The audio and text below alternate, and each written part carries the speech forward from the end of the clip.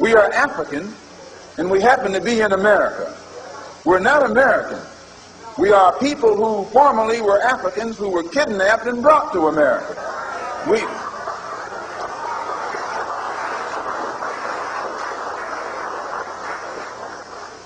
Our forefathers weren't the Pilgrims. We didn't land on Plymouth Rock. The rock was landed on us.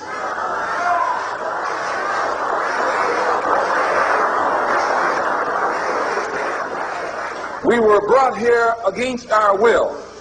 We were not brought here to be made citizens. We were not brought here to enjoy the constitutional gifts that they speak so beautifully about today. Because we weren't brought here to be made citizens today, now that we've become awakened to some degree and we begin to ask for those things which they say are supposedly for Americans, they look upon us with hostility and unfriendliness. If you're interested in freedom, you need some judo, you need some karate, you need all the things that will help you fight for freedom. Nationalism is the wave of the present and the future. It is nationalism that's bringing freedom to oppressed people all over the world. It was nationalism that brought freedom to the Algerians. It was nationalism that brought freedom to the Nigerians and to the Ghanaians. It was nationalism that brought freedom to the people of Uganda and Tanganyika and Sudan and Somaliland. The Africans didn't get it by sitting in. They didn't get it by wading in. They didn't get it by singing "We Shall Overcome." They got it through nationalism.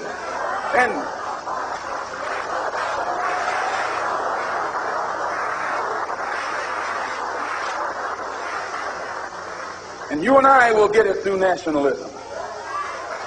What is it? What is it that makes it difficult for the philosophy of nationalism to spread among the so-called Negroes? Number one, they think they have a stake in America. They think they have an investment in this country, which we do. We invested 310 years of slave labor, 310 years, every day of which your and my mother and father worked for nothing. Not 8 hours a day. There was no union in that day. They worked from sun up until sundown, from can't see in the morning until can't see at night. They never had a day off.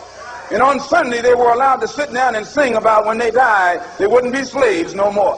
When they died, they wouldn't be slaves no more. They'd go up in the sky, and every day would be Sunday. That's a shame. And it is that 310 years of slave labor that went in, that was my and your contribution into this particular economy and political system. They can give us the back pay. Let's join in. If this is what the Negro wants, let's join in. Let's show him how to struggle. Let's show him how to fight. Let's show him how to bring about a real revolution. Let's make him stop jiving.